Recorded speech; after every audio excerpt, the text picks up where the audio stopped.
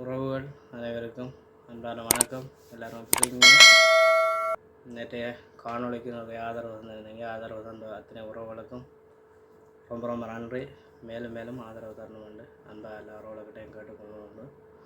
வாங்க காணொலிக்கு போவோம். இதில் அந்த ஜானை சம்மந்தப்பட்ட காணொலி ஒன்று போட்டிருக்கேன். அதுக்கு அந்த ஜானையும் இன்றைய காணொலியில் போடுறோம் பாருங்கள். தேசியம், இருப்பு, எங்களோட நிலம், எங்களோட மக்களண்டு அரசியல் செய்யும், குறிப்பாக கிழக்கு மாகாணத்து சேர்ந்த அரசியலில் ஈடுபட்டு கொண்டிருக்க அரசியல் இன்றைக்கு நாடாளுமன்ற உறுப்பினர்களாக இருக்கிற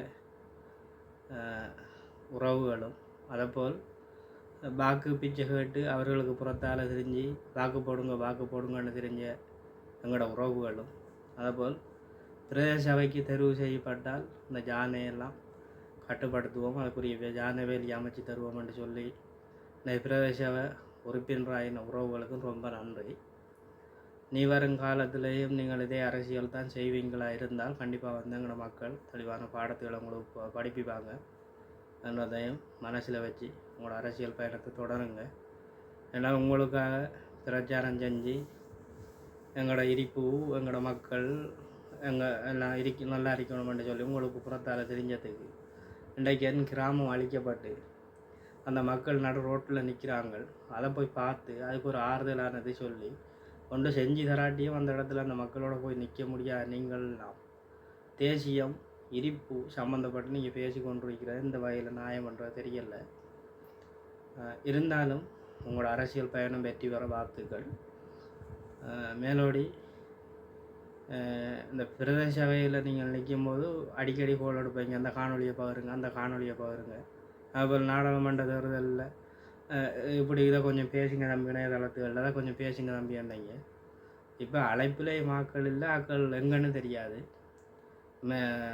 பதில் போட்டால் கூட காண முடியாத இடத்துல இருக்கிறார்கள். அது உங்களோட சொந்த பிரச்சனை கிடையாது. உங்களோட காலம் இன்றைக்கு நல்லா இருக்குது, எங்களோட காலம் கணக்கு கேவலமாக இருக்குது, படகுள்ள இருக்குது, அவ்வளவுதான். அதால் எங்களுக்கு ஒன்றும் பிரச்சனை இல்லை. இதே பிழைப்பாக வச்சு பிழைப்பு நடத்துகிறவனுக்கு தான் வந்து அது வியாபாரமாக இருக்கும். எங்களை போல் பாமர மக்களுக்கு விவசாயம் சேர்ந்து செய்கிறவர்களுக்கெல்லாம் வந்து அதெல்லாம் காலங்காலமாக நாங்கள் உழைச்சா தான் எங்களுக்கு சாப்பாடுன்றது எங்களுக்கு தெரியும். இருந்தாலும் அந்த ஜான் அவ்வளவும் அந்த ரோட்டை குறுக்கு வச்சா அந்த ஊர் தாங்குமா? அந்த மக்களோட இருப்புகள் ஒவ்வொன்றும் அழிக்கப்பட்டு அதென்றால் என்ன நிலைமையாகுமென்ற ஒரு இது கூட இல்லாமல் நீங்கள் இருக்கிறது அன்னைக்கு தான் வருத்தமாக இருக்குது. அதேபோல் வந்து அவடுத்த அந்த அறுவடை செய்ய இருக்கிற விவசாயம் 3 முறை அழித்து விதைச்சி இருக்கிறாங்க. அது திருப்பி ஒரு நிலைக்குள்ளே போய் தண்டியோன்னா என்ன நிலைமையாகுமென்றது ஒரு நிமிஷம் யோசிச்சு பாருங்கள். இதே நீங்கள் செஞ்சுருந்தீங்கன்னா கண்டிப்பாக வந்து அந்த இடத்துல போய் ஒரு தோண்டு பண்ணிப்பீங்க. ஏதோ யோசிச்சு முடிவெடுங்க. இந்த காணொலியில் அந்த காணொலியை ஆட் பண்ணுவேன். எல்லா உறவுகளும் கொஞ்சம் பாருங்கள், ஷேர் பண்ணுங்கள். எல்லோரும் நல்லா இருக்கும். நன்றி.